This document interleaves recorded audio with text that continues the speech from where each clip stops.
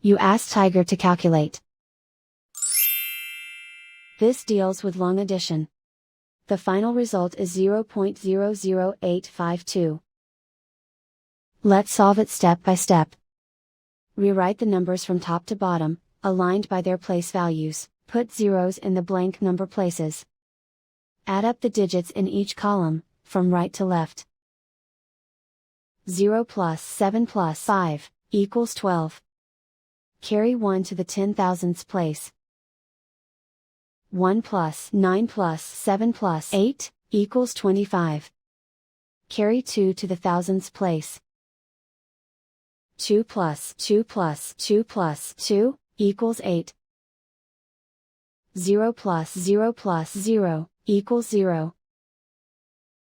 0 plus 0 plus 0, equals 0. 0 plus 0 plus 0, equals 0. And so the final result is 0.00852.